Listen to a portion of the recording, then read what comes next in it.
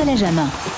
Salut à toutes et à tous, bienvenue dans l'After Afrique numéro 10, notre podcast 100% football africain, 2 fois par mois, des invités, des débats, des infos qui vont nous amener évidemment vers le grand événement de l'année, la Coupe d'Afrique des Nations, au mois de décembre, dès le 21 décembre au Maroc, la CAN 2025, où RMC sera bien sûr avec nous comme chaque épisode.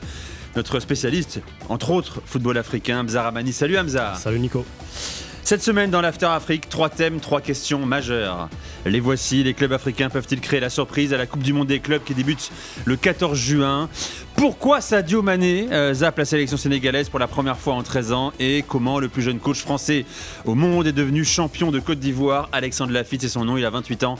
Il sera avec nous dans l'After Afrique. Et puis en fin de podcast, les infos d'Hamza. Au programme cette semaine, Hamza. On voyage un petit peu, direction la République démocratique du Congo, la Côte d'Ivoire, l'Algérie. Exactement, ce sera en toute fin de l'After Afrique. Et notre invité cette semaine, grand ami de l'After, Lassana Camara, journaliste mauritanien et comme il le dit, panafricain. Salut Lassana. Salut Nico, salut Hamza, salut à tous les auditeurs RMC. On est très heureux de t'accueillir enfin ici même.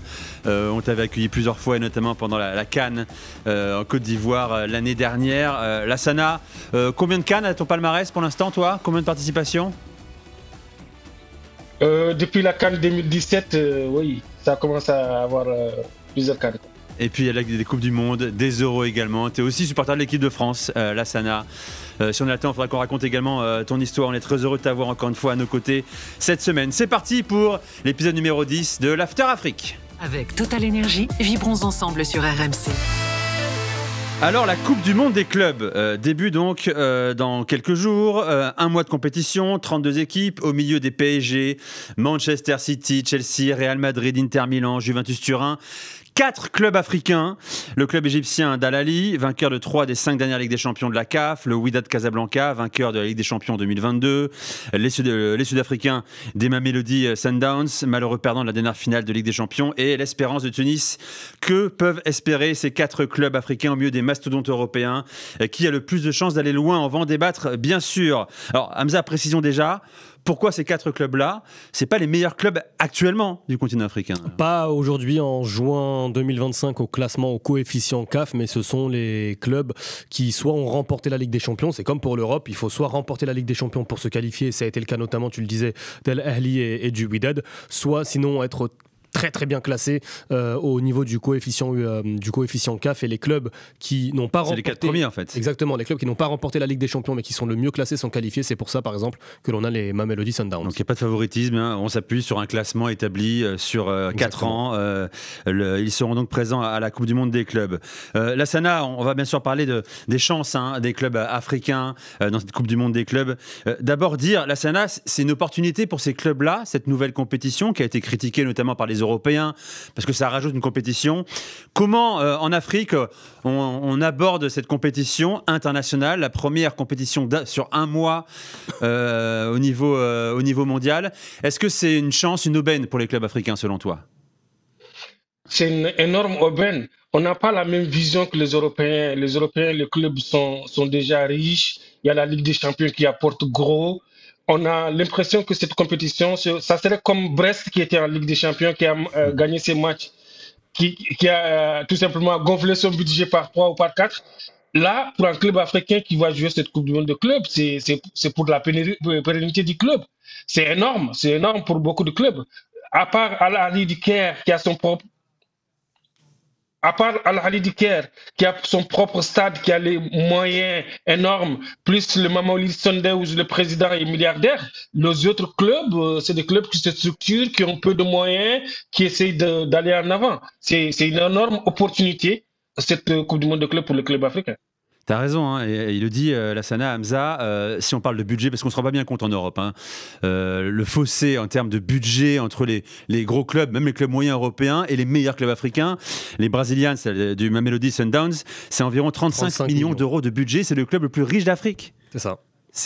Et on a aujourd'hui le nouveau champion d'Afrique, les Pyramids, club égyptien, qui ont été rachetés par un richissime homme d'affaires émirati, me semble-t-il, qui pareil a un très gros budget, mais c'est vrai que 35 millions d'euros, si on doit regarder et comparer avec notre Ligue 1 par exemple, c'est vrai que 35 millions d'euros, c'est pas le top 8 du championnat de France. Ah non, c'est même, je crois, avant-dernier budget ou avant-dernier budget du championnat de France de Ligue 1. C'est l'équivalent d'Angers en clair pour le club le plus riche d'Afrique, détenu bien sûr par le patron de la CAF, Patrice Motsepe, qui a injecté beaucoup d'argent.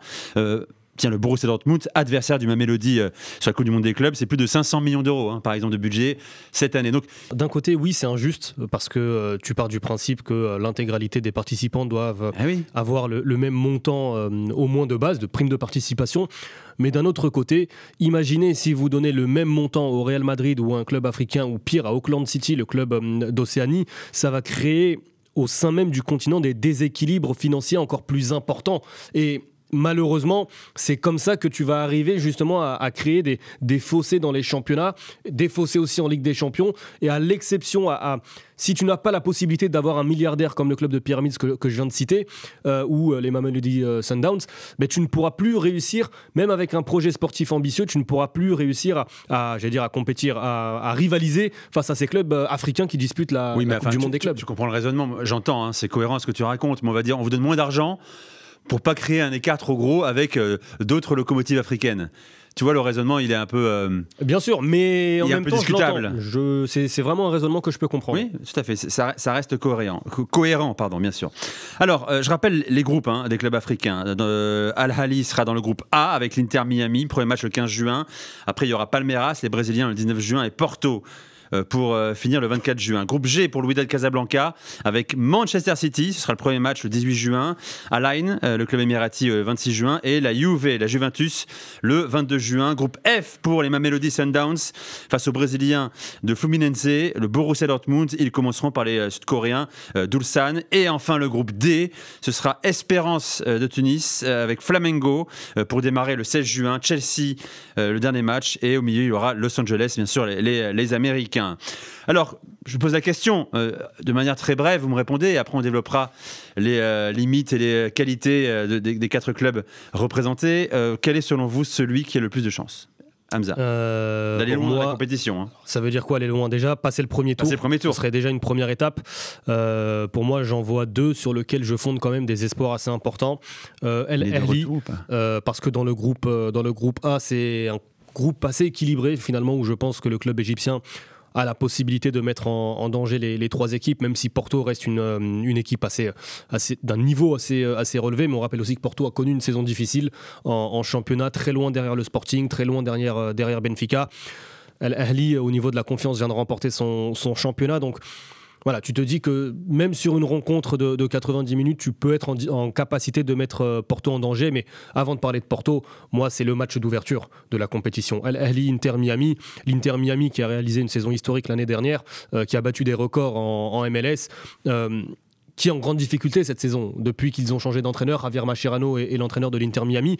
Donc aujourd'hui, cette équipe, elle est vraiment en difficulté, que ce soit plutôt sur la scène continentale. Il y a une série très compliquée justement au mois d'avril, au mois de mai. Donc moi j'attends beaucoup justement de cette confrontation. Et autant pour les Mamelodi Sundowns, j'ai l'espoir de les voir lutter jusqu'à la dernière journée pour une qualification. Autant du côté d'Al-Ahly, pour moi l'ambition ça doit être de passer le premier tour. Voilà. Ensuite, il y a aussi une confrontation face à Palmeiras, mais je ne peux pas imaginer autrement pour le club égyptien que de rivaliser, voilà, de lutter. Après, sur des scénarios de match qui sont en ta défaveur, ça peut arriver, c'est le football, c'est le sport de haut niveau, mais j'attends beaucoup de cette équipe. Et pour moi, sincèrement, si au moment d'arriver à la 3e journée, tu n'es même pas en capacité d'être dans la lutte pour la qualification, ce sera un échec. Bien sûr. Voilà. On peut avoir des déceptions pour d'autres clubs, mais Al-Ahly, ce sera un échec de ne pas lutter pour la qualification. Bon, le Mamelodi également. Qu'est-ce que tu en penses, toi, Lassana? Quel est le club parmi ces 4 clubs africains qui a le plus de chances d'avancer dans la compétition? Al-Ahly, par rapport à l'expérience, parce qu'il joue souvent la Coupe du Monde, pas la Coupe du Monde de club, mais la Coupe intercontinentale. C'est un club structuré. C'est un des rares clubs en Afrique qui a son propre terrain. Et c'est un club qui est habitué aux compétitions. Et quand on voit le pool, je vois Hamza, l'Espérance de Tunis, le pool de l'Espérance de Tunis, je le vois bien. Et il y a le Wydad de Casablanca qui commence à va être dur, à tout va. Ça va être dur pour le Wydad, mais ils ont commencé à recruter à tout va. Je pense qu'il y a Nampalys Mendy qui va signer là-bas ces prochains jours. Donc c'est un club qui a beaucoup d'ambition. J'ai mis une pièce sur Al Ahly. Al-Ahly. Alors, puisque tu as cité le Wydad Casablanca, puisqu'il y a des infos toutes chaudes, on va commencer par le Wydad Casablanca. Attention, gros enjeu cette Coupe du Monde des clubs. Envie de briller, c'est le discours, de se montrer au monde également. Et donc, tu l'as dit, de recruter avant la compétition. Ça part dans tous les sens. Nordin Amrabat, 38 ans, est arrivé. Tu nous confirmes ça. Lassana Nampalis Mendy devrait suivre également. Un mot sur Nampalis Mendy quand même. Bonne recrue. Oui, très bonne recrue. C'est presque inespéré, quoi. On ne l'a pas beaucoup vu en première partie de saison du côté du Racing Club de Lens, puis il a eu quelques matchs. Je crois qu'il avait fait un très bon match au Vélodrome cette saison, en seconde partie de saison. Et ça reste un international sénégalais, même si pareil, son manque de temps de jeu en club est rédhibitoire pour l'instant pour la sélection. Mais si le Wydad parvient à récupérer Nampalis Mendy, c'est une excellente recrue. Tout à l'heure, tu citais Nordin Amrabat, qui est en fin de carrière. C'est un joueur, certes de couloir, mais qui a 38 ans. Moi, il y a une autre recrue qui a déjà été officialisée, qui a un très bon coup, je trouve. C'est Stéphane Azizki, qui est international burkinabé, milieu de terrain dans un registre plutôt créatif et qui arrive en provenance de Tanzanie, des Young Africans. On sait que la Tanzanie est un pays qui est en train de se développer justement sur cet aspect footballistique et les Youngas, c'est aussi un club qui compte aujourd'hui sur le continent africain. Donc réussir pour le Wydad de récupérer Stéphane Azizki, c'est quand même le signe d'une ambition au-delà peut-être même de cette Coupe du Monde des clubs. Alors évidemment, on ne peut pas ne pas évoquer le fantasme, la folie qui a suivi cette annonce qui n'est même pas, je pense, une info, peut-être une rumeur, même si Amrabat, lui, dit que le président de la Fédé allait contacter Cristiano Ronaldo. Ça fait quelques jours qu'on en parle, ça te fait marrer Lassana également, à tel point qu'il y a déjà des maillots floqués Ronaldo aux couleurs de Wydad qu'on trouve sur le marché à Casablanca. C'est un fantasme. Lassana, t'as envie d'y croire ou tu dis non, ne perdons pas de temps avec des rêves fous et pas forcément en plus pertinents pour le Wydad. C'était pas une rumeur. Les Marocains ont tenté, ils ont essayé. Ils ont essayé des informations qu'ils ont essayé de discuter avec le président de la fédération. Le président de la fédération du Maroc et le président de la fédération de l'Arabie Saoudite ont de bonnes relations. Ils ont essayé pour un cours marketing, essayer de trouver une solution pour l'avoir, mais ils ne pouvaient pas l'avoir. Financièrement, ils ne peuvent pas tenir la route, mais ils ont essayé. Ils ont essayé. Le Wydad est en train d'essayer à tout voir pour avoir des joueurs et pour que cette compétition soit une fenêtre médiatique énorme pour eux. Il y a Amrabat, il y a Nampalis Mendy. Nampalis Mendy, n'oublions pas que c'est l'un des meilleurs joueurs de la CAN 2022 remporté par le Sénégal. C'est un joueur de valeur, même si avec le Racing Club de Lens, il était un intermittent du spectacle. Mais le Wydad a beaucoup de moyens. Au Maroc, en termes de football, ils sont structurés. Tous les clubs sont autour de la fédération. Il y a une volonté en haut qui veut faire du Maroc un pays du football africain, un pays du football mondial. Ils ont le moyen, mais pas un joueur comme Ronaldo.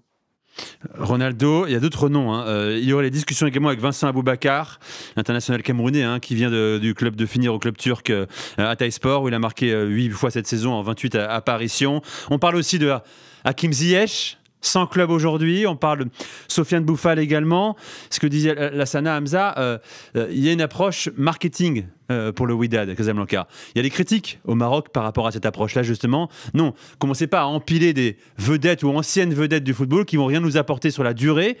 Il n'y a pas uniquement la Coupe du Monde des clubs qui compte, il y a aussi la construction d'un projet. Oui, justement, le projet en plus du Wydad, il est en difficulté parce que malheureusement pour eux, la Coupe du Monde des clubs, je trouve, elle arrive 2 ans ou 3 ans trop tard.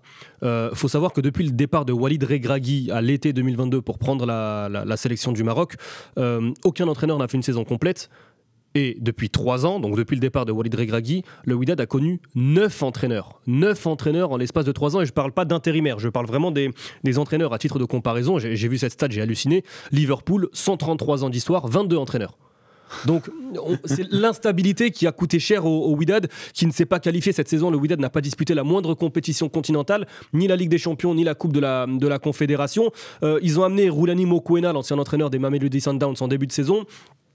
On sait qu'il a des idées de jeu très identifiées, très agréables aussi à regarder. La greffe n'a jamais pris entre Roulani Mokoena et le Wydad Casablanca, peut-être avec le football marocain en général. Finalement, Mokoena a été démis de ses fonctions il y a à peine un mois. Donc c'est vrai qu'aujourd'hui, j'ai l'impression qu'on a envie de se rassurer aussi sur la qualité de l'effectif. Et autant Cristiano Ronaldo, moi ça me semble être une lubie sans intérêt sportif sur le long terme, autant pour des joueurs comme Boufal ou comme Ziyech qui sont d'anciens internationaux marocains, il y a une Coupe d'Afrique qui arrive dans 6 mois. Bien sûr. Je pense que aussi bien pour le Wydad que pour les deux joueurs et que pour n'importe quel joueur, encore plus de nationalité marocaine qui a l'ambition de disputer une Coupe d'Afrique des Nations, jouer au Wydad, c'est aussi une vitrine pour ce type de joueur et donc pour aller arracher une place dans les 23 ou dans les 25 de Walid Regragui. Et tu peux aussi faire des contrats courts sur 1 mois et demi, 2 mois, tout est possible. Ça aurait pu être le cas avec Cristiano Ronaldo, tu l'as dit. Et là, c'est une stratégie court-termiste. Voilà. Mais bon, après, ça ne t'empêche pas de construire pour la saison prochaine, alors que tu l'as terminé cette saison à la 3e place du championnat marocain. On est bien sûr très loin du champion d'Afrique 2022, le Wydad Casablanca. Alors, avançons, parlons des Mamelodi Sundowns, bien sûr, les Brasilians, comme on les appelle, les jaunes et verts sud-africains, détenus par Patrice Motsepe. Coach Miguel Cardozo, qui lui aussi a été le coach d'une équipe jaune et verte il y a quelques années. C'était éphémère, c'est pas un franc succès, c'était bien sûr le FC Nantes à la Jonelière. D'ailleurs, son travail est salué par un certain Pep Guardiola. Jeu de possession, salué par le coach de City lorsqu'il était venu en visite à Pretoria. Ça fait des années qu'on parle, à l'Assana des Mamelodi Sundowns. C'est pas un tout jeune club d'ailleurs, mais qui a construit son palmarès ces dernières années, surtout sous l'impulsion du président de la CAF. Qu'est-ce que tu en penses, toi, de ce que développe le Mamelodi, avec beaucoup de joueurs sud-africains d'ailleurs, 2 Brésiliens, 2 Argentins notamment, on va les détailler dans un instant. C'est à l'image du championnat sud-africain, le Mamelodi Sundowns, c'est un des championnats les plus structurés d'Afrique. Ils ont un président qui a les moyens, multimilliardaire dans les mines, qui est Patrice Motsepe, qui est maintenant le président de la Confédération africaine de football. Il y a 2 clubs en Afrique maintenant qui ont plus de moyens que les autres. C'est le Pyramide du Caire qu'on appelle le Paris Saint-Germain du désert, plus Mamelodi Sundowns. Et ils ont les moyens, ils ont une politique. Et quand tu vois le terrain d'entraînement, ça n'a rien à voir à beaucoup de centres d'entraînement en France ou ailleurs. Ils ont les moyens de leurs ambitions. Le championnat sud-africain est compétitif. Et c'est la colonne vertébrale de l'équipe de l'Afrique du Sud. Ils étaient demi-finalistes de la CAN en Côte d'Ivoire. Ils ont les moyens, ils ont les structures, ils ont l'ambition. Je pense que c'est un club qui va faire long feu. Quels sont les 2-3 clubs que tu veux mettre en avant, joueurs pardon, que tu veux mettre en avant, Hamza? Tu parles justement des Sud-Américains. C'est vrai qu'ils ont cette capacité financière de pouvoir attirer aujourd'hui des joueurs sud-américains. Je pense à Lucas Ribeiro, le meneur de jeu, qui est brésilien. Je pense à Marcelo Allende, qui est chilien, lui, de son côté. Et puis il y en a un qui a été très longtemps la figure historique, la figure de cette équipe, c'est Peter Chalulile, l'international namibien, mais qui a un peu perdu sa place dans le 11 ces dernières semaines au profit de Reiners. Et puis après, Lassana le disait fort justement, la colonne vertébrale de la sélection sud-africaine, on la trouve surtout derrière, avec le gardien Ronwen Williams qui avait été épatant africain pendant la CAN.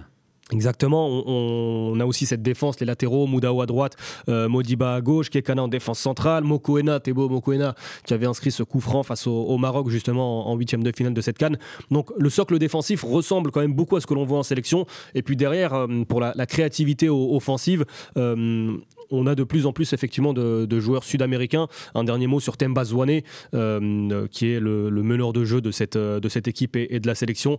Lui aussi, il a quand même perdu sa place, il a moins de temps de jeu, il est plus appelé aujourd'hui par Hugo Bross, alors qu'Hugo Bross estimait que c'était le meilleur joueur qu'il avait coaché de sa carrière. Et puis il y a Lebo Motiba. Voilà, on a Lebo Motiba. C'est pas un franc succès, il était arrivé il y a quelques mois. Alors ça c'est une apparition. Oui, justement, il est entré en fin de match lors de la finale retour de Ligue des Champions il y a quelques jours face à Pyramids. On rappelle qu'il s'était blessé gravement il y a 1 an et demi, alors qu'il était encore en Ligue 1 avec Strasbourg, c'était à Lorient.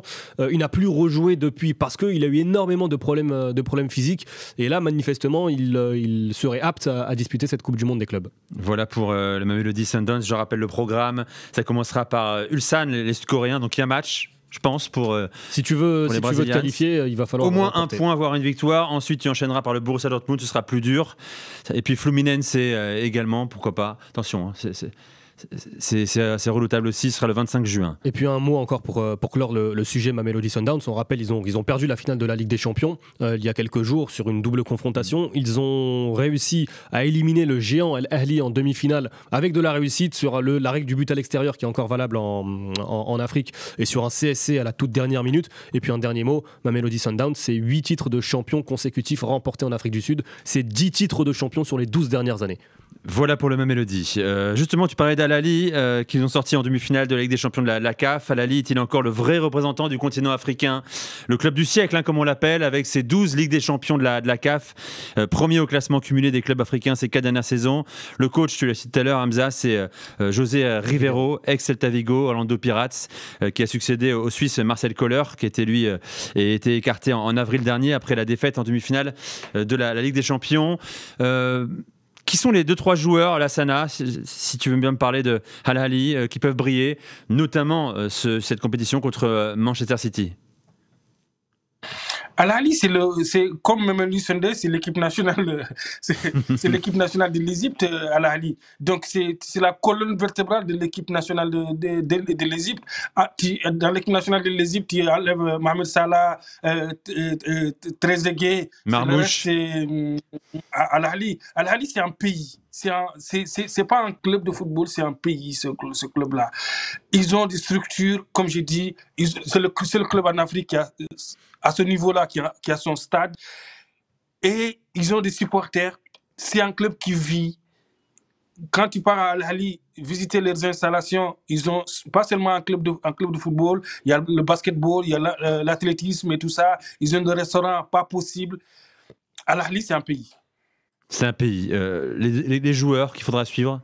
Justement, tu parlais de la salade de Mahmoud Trezeguet. Il a été recruté il y a quelques jours, quelques heures seulement, parce qu'il y a cette volonté aussi de renforcer ce groupe. On rappelle, Trezeguet est international égyptien à un poste où il y a Omar Marmouche, et pourtant c'est lui le titulaire en sélection pour l'instant, parce que Marmouche peine encore à s'exprimer en sélection. Ils viennent aussi de recruter un international tunisien, Ben Ramdan, au milieu de terrain, qui a fait de longues années en Hongrie à Ferencváros. On l'a vu aussi en Ligue des Champions. Et puis d'autres joueurs. Moi, il y a mon petit chouchou, c'est Mama Achour, qui est un joueur très créatif au milieu de terrain, et puis l'attaquant international palestinien Abou Ali, qui lorsqu'il est titulaire, c'est peut-être un peu moins le cas cette saison parce qu'ils ont recruté un Slovène grandissard, mais c'est vrai que cette équipe, elle a des talents offensifs, et puis derrière s'appuyer sur l'expérience avec notamment un joueur passé par la Ligue 1, Achraf Dari, qui est je crois encore prêté par le Stade Brestois. Al Ahly, je rappelle le programme, on l'a cité, ça démarrera pour les Égyptiens face à l'Inter Miami le 15 juin, puis Palmeiras, les Brésiliens, le 19 juin, et le FC Porto le 24 juin. Dernier club africain, donc l'Espérance de Tunis, de la star algérienne bien sûr, Youssef Blaili. Alors quelle ambition, on rappelle, sortie dès les quarts de finale de la Ligue des Champions de la CAF, l'Espérance Tunis, par le Mamelody, mais tout juste sacré champion national et vainqueur de la Coupe de Tunisie. Parle-moi un peu de la forme du moment de l'équipe tunisienne, Hamza. C'est un club qui est dominant sur la scène domestique, en championnat notamment, 34 championnats, c'est un record en Tunisie, mais en coupe, ils avaient du mal à remporter, ils n'avaient plus gagné de Coupe de Tunisie depuis 2016, et à l'époque, ils n'avaient pas gagné le championnat, donc c'est le 6e doublé Coupe Championnat de l'histoire. C'est même, si on veut aller plus loin, mais ça c'est anecdotique, le premier triplé de l'histoire, parce qu'ils avaient aussi remporté la Super Coupe de Tunisie, mais c'est surtout un club qui a dominé le football africain sur la précédente décennie, Ligue des Champions remportée en 2011, 2018 et 2019, et qui se retrouve aujourd'hui avec des joueurs d'expérience sur le secteur offensif. Tu as cité Youssef Blaili, qui en termes de statistiques et encore a réalisé une saison assez exceptionnelle en Tunisie. Il y en a un autre de l'autre côté, son pendant, il est brésilien, il s'appelle Yann Sassi, qui lui aussi justement a cette capacité, peut-être plus par le but que par la passe cette saison, à faire mal aux adversaires. Mais ce qui est indéniable, c'est que l'Espérance a ses chances. Par contre, pas le droit à l'erreur. Il faut que tu sois à 100% de tes qualités techniques, physiques, tactiques, mais aussi la gestion émotionnelle, justement pour rivaliser, notamment sur ces 2 premiers matchs face à Flamengo et face au Los Angeles FC. Ils viennent de prolonger également leur milieu de terrain nigérian, Onouché Ogbelou. Qui a marqué un super but en finale de coupe, justement. Une nouvelle prolongation de contrat jusqu'en 2028 pour lui. Lassana, on a fait le tour de ces 4 clubs. Quelle sera la plus grande difficulté pour ces 4 clubs sur la Coupe du Monde des clubs? Ils vont forcément affronter des écuries européennes. Ce sera plus physique, plus technique, selon toi? Le 2. le physique et technique. C'est pour cela que tout à l'heure, j'ai pointé du doigt sur Al Ahly et l'Espérance de Tunis. L'Espérance de Tunis, en ayant Belahli, un des meilleurs joueurs africains ces 10 dernières années, s'il était sérieux, avec un brin de sérieux, ce sera le meilleur joueur africain de l'histoire. Ce joueur-là, il est extraordinaire. Il peut être un intermittent du spectacle, mais il peut se livrer à lui-même. Et il peut, s'il est au sommet de sa forme, l'Espérance va se qualifier et il va être un des meilleurs joueurs de la Coupe du Monde des clubs. Parce que c'est un joueur de... Ah oui. Oui. Belahli, s'il n'est pas... C'est un joueur, il est comme Hatem Ben Arfa, mais je mets... Personnellement, moi, je mets Belahli au-dessus d'Hatem Ben Arfa, s'il est au sommet, s'il est sérieux. Moi, je l'ai vu avec l'Espérance de Tunis quand il remportait la Ligue des Champions avec lui. Je l'ai vu avec l'équipe nationale d'Algérie pendant la CAN 2019 en Égypte. Je l'ai vu à Doha pendant la Coupe du Monde arabe, la première Coupe du Monde arabe. L'Algérie l'a remporté. C'est pas l'Algérie qui l'a remporté, c'est le Belahli qui l'a remporté. Ce jour-là, s'il est au sommet de sa forme, il peut porter à lui seul toute une équipe. Tu sais que tu viens de faire vibrer Hamza là. Hein. Il boit tes paroles. Hein. Il est presque ému, Hamza, quand il entend tes mots, Lassana. Honnêtement, tu payes ta place pour voir ce type de joueur. Bien sûr, et mine de rien, il y a un point sur lequel Lassana, pour parler très rapidement de Belahli, il souligne justement, on rappelle que l'Algérie ne s'est pas qualifiée pour la Coupe du Monde 2022, donc Belahli n'a pas eu la possibilité de s'illustrer sur un grand tournoi mondial. Donc là, pour lui aussi, à 33 ans, c'est un peu la chance de sa vie de se montrer aux yeux du monde. Exactement. Pour Youssef Belahli. Donc voilà les amis, on va suivre ça dans le podcast After Afrique également, l'évolution des clubs africains sur cette Coupe du Monde des clubs. Bien sûr, on va accueillir notre invité maintenant. C'est le plus jeune coach français au monde. Il est devenu champion de Côte d'Ivoire, plus jeune coach professionnel français, il n'a que 28 ans. Alexandre Lafitte est dans le podcast After Afrique. Bonsoir Alexandre. Bonsoir à tous. Très heureux de vous retrouver. On va bien sûr parler de votre exploit avec le Stade d'Abidjan qui attendait ça depuis 56 ans. D'abord, quelques mots bien sûr sur la Coupe du Monde des clubs. Je sais que vous avez un regard périphérique sur tous les championnats quasiment africains, peut-être même avec l'ambition un jour d'entraîner un de ces quatre-là. On en parlera dans un instant. Je pose une question très large à Lassana Camara, à Hamza également. Est-ce que vous pensez qu'on a le droit d'espérer un parcours sur la compétition à venir là, aux États-Unis? Quand je dis un parcours, c'est au moins sortir des poules et voir accrocher pourquoi pas un quart de finale.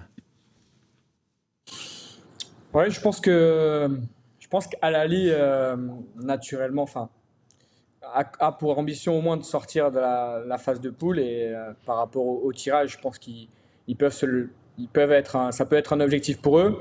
Après, Mamelodi, Sander, même idem, hein, je peux vous dire. Et après, quand on voit le tirage pour l'Espérance, ça va dépendre de comment ils abordent les premiers matchs. Après, par contre, pour le Wydad, je pense que ça va être peut-être un peu plus difficile. Même si on voit que chaque équipe recrute, mais est-ce qu'on peut être performant quand on recrute juste à un mois de la compétition? Je ne sais pas. Mais pour le coup, Al Ahly normalement doit sortir de la phase de groupe. On en parlait tout à l'heure avec Lassana. Où est l'intérêt pour ces quatre clubs africains de jouer cette Coupe du Monde des clubs, au-delà de l'intérêt financier bien sûr? C'est quasiment 9 millions d'euros qui vont à minima rentrer dans les caisses de ces clubs-là. Est-ce qu'il n'y a pas un risque justement d'afficher les limites aux yeux du monde pour certains face aux cadres européens? Ouais, je ne pense pas qu'ils le voient de la sorte. Hein. Je pense que pour eux, c'est une vitrine et une visibilité, notamment parce que pour la plupart, c'est des clubs qui ont une grande ferveur dans leur pays et même en Afrique. Donc, au contraire, je pense que pour eux, c'est une opportunité de montrer la grandeur de leur équipe par rapport à ce qu'ils sont dans leur pays au monde entier. Après, on verra, mais moi, je pense qu'ils ont quand même, pour certains, la possibilité de faire de belles choses. Et notamment des individualités, bien sûr. Alors, Alexandre, on parle de vous, bien sûr. Donc, champion de Côte d'Ivoire avec le Stade d'Abidjan. C'était depuis 1969 que le club attendait ça. Et enfin, le titre de champion de Côte d'Ivoire, c'était lors de la dernière journée, la fête. Là, on voit l'affiche sur notre écran, magnifique. Vous au centre de cette équipe-là, qui n'était pas attendue à ce niveau-là, notamment quand vous avez récupéré le club il y a 2 ans et demi. Deuxième la saison suivante. suivante, vous jouez la Ligue des champions de la CAF. Malheureusement, vous sortez pas ensuite cette saison de la phase de poule avec un nul et 5 défaites. Racontez-nous un peu comment vous avez vécu ces dernières heures de cette saison que vous remportez sur la dernière journée. Ouais, sincèrement, c'était fantastique parce que il faut savoir que le Stade Abidjan, c'est un club historique en Côte d'Ivoire. C'est le premier club ivoirien à avoir gagné la Ligue des Champions. Et notamment dans les années 2000, il y a eu pas mal de joueurs importants ou autres qui sont passés dans ce club. Mais personne n'avait réussi à remporter ce titre. Et lors du dernier match, il y avait tous ces gens qui aiment le club qui étaient là. Et c'était un peu comme une délivrance. Donc voilà, c'était une grande fierté et c'était quelque chose d'exceptionnel. Ça se passe comment là pour vous quand vous baladez à Abidjan désormais, Alexandre? Ça fait 2 ans et demi que vous êtes là, bien sûr, hein. Mais quand vous allez sur le plateau, notamment, comment ça se passe? Non, c'est vrai qu'après, j'ai fait quelques plateaux télé, etc. Donc après, on commence un peu plus à me reconnaître, même s'il n'y a pas un engouement vers le Stade Abidjan, vu que oui. Ici c'est plutôt la SEC et l'Africa aussi, qui est en Ligue 2, mais qui est le club le plus populaire du pays. Mais forcément, cet exploit, il a été relayé partout, et donc ça fait plaisir. C'est quoi le budget du Stade Abidjan aujourd'hui? Ouais, le budget était donc c'est 350 millions de francs CFA, donc je sais pas, ça doit faire à peu près 600 000 euros, je pense, quelque chose comme ça. Voilà, ce qu'il faut comprendre, c'est que en Côte d'Ivoire, les moyens sont peu importants, enfin, c'est-à-dire les salaires sont bas par rapport à l'Afrique, au continent, au football. Mais il y a de la qualité parce qu'il y a une formation, enfin, il y a des jeunes, très jeunes joueurs qui sont très avec du fort potentiel. Et puis surtout, les joueurs en Afrique, c'est différent de l'Europe. C'est-à-dire que un joueur qui va jouer par exemple en Égypte ou en Algérie, et il n'y a que 5 joueurs étrangers. Et à partir du moment où il peut faire où il peut avoir une situation de blessure ou autre, il vient se relancer au pays. Donc moi, j'ai des joueurs qui ont gagné des fois 20 à 50 fois plus le salaire qu'ils ont ici, mais qui reviennent. Et avec l'attractivité de la Ligue des Champions, des compétitions africaines, c'est comme ça qu'on arrive à créer des effectifs et essayer d'être performant. Mais forcément, on est loin de ce qui se fait des plus grands sur le continent, quoi. C'est vrai que c'est un paradoxe, hein, quand on connaît la forte croissance économique de la Côte d'Ivoire, pays le plus riche de l'Afrique de l'Ouest également, terre de foot incontestablement, on l'a encore vécu nous pendant toute la durée de la CAN, en plus avec ce titre qui vient récompenser la sélection et le travail notamment d'Emers Faé. Comment on explique qu'aujourd'hui on n'arrive pas encore à avancer et à rivaliser avec les plus gros clubs du continent? Moi, c'est sur le plan économique, hein. Aujourd'hui, nous, les droits TV, ils sont très très bas, malgré qu'on ait Canal+ qui soit ici pour la diffusion du championnat, ou aussi un média, locaux, mais c'est un problème économique et aussi de vision globale. Je pense que on ne sait pas créer de l'argent, on ne sait pas créer une économie pour faire rentrer, peut-être pour être attractif auprès des supporters, pour vendre des maillots, pour attirer des sponsors. Voilà, même si on voit, il y a des nouveaux investisseurs en deuxième division, il commence en fait à avoir des clubs qui commencent à être achetés avec de grandes puissances. Voilà, je pense que parce que maintenant on joue dans des infrastructures de top niveau après la CAN. Je pense que si la fédération ou la ligue avec l'État prend un autre virage, je pense que ça peut s'accélérer de manière croissante, parce qu'il y a quand même de l'intérêt de la part des investisseurs étrangers. Votre stade là, pour Stade d'Abidjan, c'est combien de capacité par exemple, et vous faites combien d'affluence en moyenne sur les matchs à domicile? Ouais, alors, mais pour le coup, on n'a pas de stade, enfin, on varie sur 3 stades, donc, mais l'affluence, ça peut être à 1000 personnes, jusqu'à 3000 personnes. Et puis, par exemple, quand on a joué à l'Ali en Ligue des Champions, je sais pas, on devait être à 5 ou 6 000 avec plus d'Égyptiens que d'Ivoiriens presque. Donc, Ouais, mais parce qu'il y a aussi un problème de savoir-faire pour communiquer, pour créer du storytelling, pour être attractif, alors que le niveau quand même est intéressant, mais on ne sait pas faire venir les gens au stade. Hamza. Question coach, justement, vous parliez de la Ligue des Champions. Plus globalement, au-delà même de la Côte d'Ivoire, je vais parler régionalement sur l'Afrique de l'Ouest. Aujourd'hui, vous parliez du manque économique pour possiblement rivaliser avec les géants du continent. Mais je fais le parallèle avec la France, hors Paris Saint-Germain évidemment, pour les clubs de bon niveau qui disputent l'Europa League, la Conference League. Est-ce aussi ce problème économique qui empêche les clubs d'Afrique de l'Ouest de performer en Coupe de la Confédération? On a vu l'ASEC demi-finaliste il y a 2 ans maintenant, ou 3 ans, éliminé en demi-finale par l'USMA. Mais même sur cette compétition-là, c'est vrai qu'on ne voit pas des grandes performances notamment. Ouais, et puis aussi, je pense que les modèles économiques des clubs sont basés beaucoup sur la vente des joueurs. Donc forcément, c'est très difficile. Je pense que pour être performant en Coupe d'Afrique, il faut être régulièrement en Coupe d'Afrique, parce que aussi ça vous permet d'améliorer votre ranking pour être dans des meilleurs chapeaux pour les phases de groupe. Et malheureusement, le fait d'être très dépendant de la vente de vos joueurs, d'une année à l'autre, je pense que la plupart des équipes peuvent être moins performants et avoir moins de qualité. Et donc, forcément, on le voit, parce qu'à part la SEC Mimosa qui a cette capacité à être stable dans le temps, il y a peu de clubs aujourd'hui qui le sont, parce que leur modèle économique n'est pas stable. Alors justement, on parle de votre avenir, parce que votre avenir est vraiment devant vous. Vous n'avez que 28 ans, Alexandre. D'abord, pour ceux qui ne vous connaissent pas, comment vous êtes arrivé en Côte d'Ivoire? Je suis arrivé par le réseau, dans le sens où je cherchais une opportunité en numéro 1 depuis 1 an. J'avais eu des contacts au Ghana.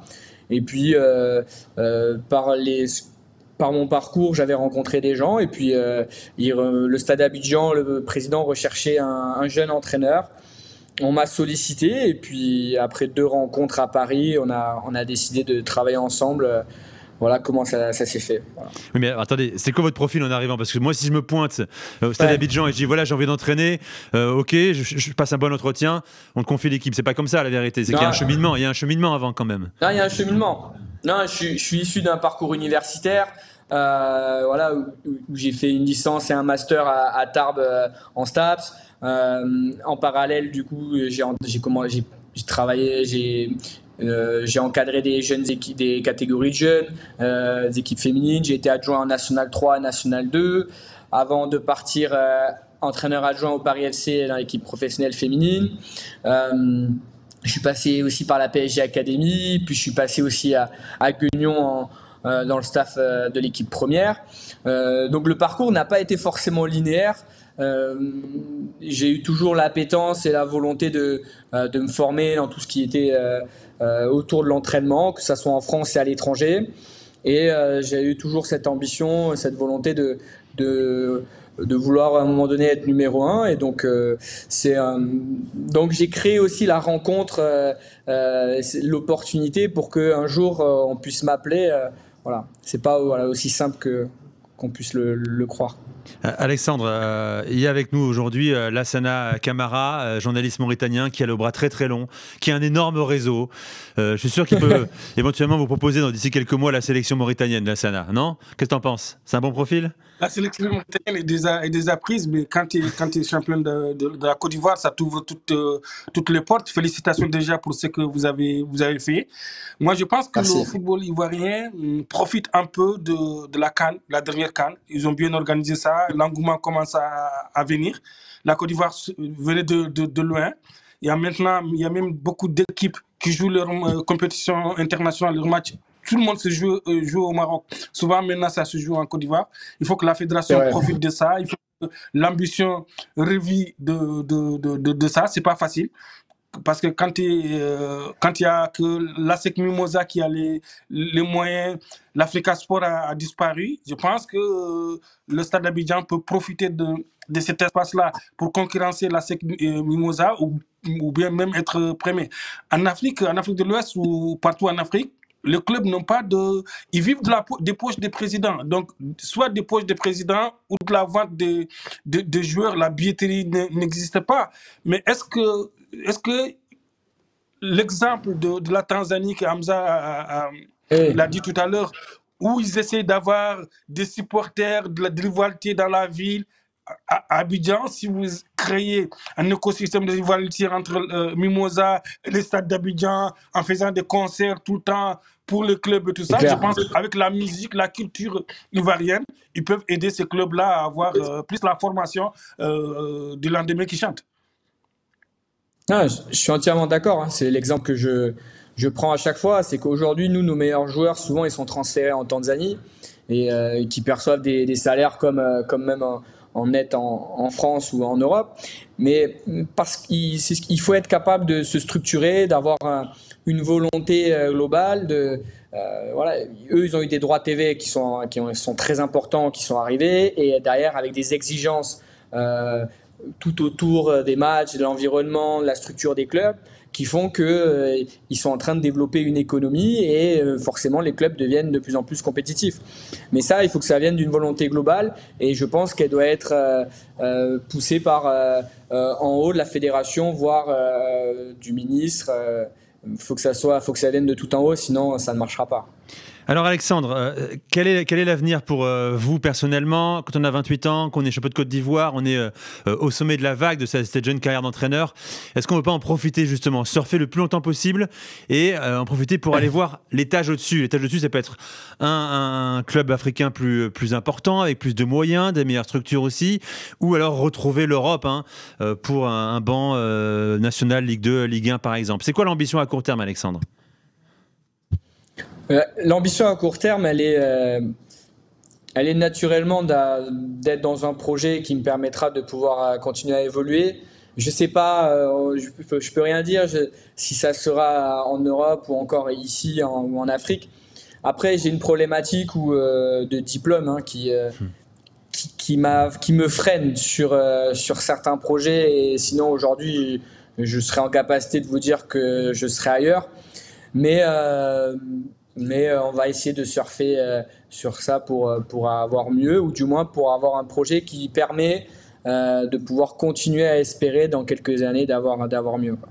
Est-ce qu'il y a une étape suivante au stade d'Abidjan? Vous avez disputé la Ligue des Champions cette saison. On le disait. Alors déjà, on rappelle qu'en Afrique, tous les clubs passent par des tours préliminaires. Alors quand on est champion de Côte d'Ivoire, je crois c'est c'est un tour préliminaire. Vous, la saison dernière, vous avez fait 2 tours préliminaires parce que vous avez terminé deuxième. Est-ce qu'il y a une suite pour vous? Est-ce qu'il y a une suite au projet Stade d'Abidjan? Garder ce titre, essayer de décrocher une victoire en Ligue des Champions? Ou c'est pas assez stimulant? Si, ça le projet en soi, il serait de vouloir faire mieux en compétition africaine. Mais il faut savoir que pour nous, d'avoir réussi à aller en phase de groupe, c'était déjà un exploit. On a éliminé le champion du Sénégal et le champion de Guinée. On maîtrise pas forcément les tours préliminaires, mais l'ambition, si c'est de continuer ici, c'est de faire mieux, parce que forcément, les matchs en Ligue des Champions, on l'a vu, ils sont très intéressants. Vous jouez face à des équipes de meilleur niveau, et forcément, quand vous êtes entraîneur comme les joueurs, vous avez envie de vous confronter à ce qui fait mieux. Et donc, naturellement, il y a cette ambition. Maintenant, on est en train de voir ce qui est possible ou pas, parce que ça demande aussi des moyens économiques plus importants, déjà pour maintenir l'effectif et pour après pouvoir essayer de le renforcer. Alors Alexandre, vous restez avec nous, Lassana également, c'est l'heure des infos d'Hamza, c'est parti. Avec Total Énergie, vibrons ensemble sur RMC. Et j'accueille Papa, grand habitué de l'After, du podcast aussi After Afrique, supporter du Sénégal. Salut Papa! Salut les gars, salut. Ça va, on est heureux de t'accueillir encore parce qu'on va parler de ta sélection maintenant, parce qu'il y a un séisme au Sénégal, à Dakar, puisque le grand Sadio Mané n'est pas dans le groupe qui va affronter l'Irlande et l'Angleterre. Match amicaux. C'est une décision personnelle, a dit le président de la fédération, le sélectionneur Pape Thiaw, qui lui appartient. Moi, en tant que sélectionneur, je respecte cette décision. Maintenant, pour moi, c'est le collectif qui compte. Composer une équipe avec les joueurs disponibles, prêts à se battre pour le maillot avec fierté. Voilà, fin de citation pour Pape Thiaw, c'est la première depuis 13 ans. Sélémène n'est pas en sélection. On a la raison désormais. Il avait évoqué les raisons personnelles. Les raisons personnelles, ça peut être tout et n'importe quoi. Et en fait, il est tout simplement en train d'accomplir son hajj, le pèlerinage en Arabie Saoudite, dans la ville sainte de la Mecque, l'un des 5 piliers de l'islam, on le rappelle. Et en fait, il a été aperçu aujourd'hui à l'aéroport de Jeddah. Eh ben voilà l'information qui arrive d'Hamza. Papa, t'étais inquiet toi ou pas? T'as eu peur? Non, absolument pas. Parce que non, absolument pas. J'avais l'information moi aussi. Et du coup, l'erreur de Pape Thiaw, je pense que l'erreur vient de Pape Thiaw parce que sa réponse a été très ambiguë. Et oui, il doit le dire. Parce que quand vous dites que... Voilà, il doit le dire parce que sachant que, comme vous le savez, le Sénégal, il y a quand même 95% de la population est musulmane. Voilà, donc du coup, ça choquerait personne que Sadio, sachant que c'est un match amical, qu'il puisse accomplir son pèlerinage où le musulman peut le faire une fois dans sa vie en fait. Donc il a estimé que c'était la bonne période pour le faire. Je pense qu'il aurait dû le dire clairement et ne pas semer le doute aux yeux des supporters. C'est vrai que même moi au début, quand j'ai lu, je me suis dit non, c'est pas possible. C'est pas Sadio. Sadio, il aime la sélection. C'est un joueur qui est très engagé, qui a failli mourir même pour la sélection parce que si vous vous rappelez, c'était un match de quart de finale, je pense, de Coupe d'Afrique contre, si je ne me trompe pas, c'était contre le Cap-Vert. Il a pris un coup sur la tête. Donc il est même parti à l'hôpital pour signer une décharge comme quoi en fait, il reprend la compétition parce que Liverpool était une pression de fou. Donc voilà, Sadio, il s'est toujours donné pour la sélection. Je pense qu'en fait, ça aurait pu être qu'une raison personnelle. Il aurait pu dire une raison personnelle, expliquer ce qui se passe, plutôt que semer le doute aux yeux de la sélection, aux yeux au niveau de la population. Donc je pense que voilà, c'est un non-débat, c'est la période pour le faire. Il l'a fait, nous on lui en veut pas, bien au contraire, il y a d'autres joueurs. Ce sera l'occasion pour d'autres jeunes qui viennent d'arriver pour se montrer. Le président de la fédération a dit que c'était un mal pour un bien, donner la chance à d'autres de se montrer sur ces 2 matchs contre l'Irlande et l'Angleterre, papa. Merci papa. Donc, je pense que voilà. Vas-y. Non, c'est moi qui vous remercie les gars. Donc du coup vous m'avez donné la possibilité d'éclaircir ça. Eh ben c'est sympa. Parce que quand même voilà, faut pas toucher Sadio, c'est le Sénégal, Sadio c'est la nation, c'est une légende. Donc pour moi, faut pas ternir l'image d'une légende comme ça. Voilà. Il va revenir. Mais Pape Thiaw, c'est un jeune entraîneur, donc il va faire des erreurs dans sa communication. Donc sur ce coup, il n'a pas été bon. Exactement, c'est un premier gros couac dans sa communication, en tout cas il s'en souviendra. Merci papa, à très vite dans l'After Afrique. Merci les gars, merci beaucoup, à très bientôt, merci de m'avoir reçu. À très bientôt. Alors Hamza, la Ligue des Champions a livré son verdict bien sûr et tient un vainqueur inédit, on l'a dit tout à l'heure. Oui effectivement, Pyramids donc qui s'offre son premier trophée continental, un match nul arraché en fin de match en Afrique du Sud à l'aller. Le club égyptien s'est imposé 2-1 au match retour face au Mamelodi Sundowns avec notamment un but de l'international congolais Fiston Mayele. Pyramids, premier club africain qualifié pour la Coupe du Monde 2029. Fiston Mayele justement, polémique, transition toute faite, en République démocratique du Congo autour du Lillois Moukao. Oui, rien à voir avec Mayele. Ngalel Moukao a décidé de sécher le début du rassemblement des Léopards. La fédération a communiqué autour de son joueur qui, je cite, a enfreint le règlement intérieur en vigueur. Conséquence, le milieu est suspendu déjà pour cette trêve et verra sa fédération appliquer d'autres sanctions. Selon certains journalistes, Moukao aurait mal vécu le fait de ne pas avoir joué lors du précédent rassemblement en mars face au Soudan du Sud et face à la Mauritanie. D'ailleurs, autre info donnée par Sébastien de Sabre, lui-même le sélectionneur, Willy Komwala, par exemple, le défenseur central de Villarreal âgé de 20 ans, défendra les couleurs des Léopards. Tout à fait, exactement. D'ailleurs, je vous en renvoie au podcast After Afrique avec Sébastien de Sabre qu'on a enregistré il y a 3 mois maintenant.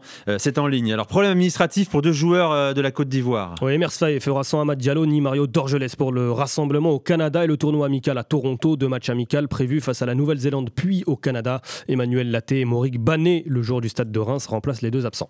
Alexandre, vous avez des rapports avec Emers Faye ou pas? Vous vous appelez, des contacts avec lui?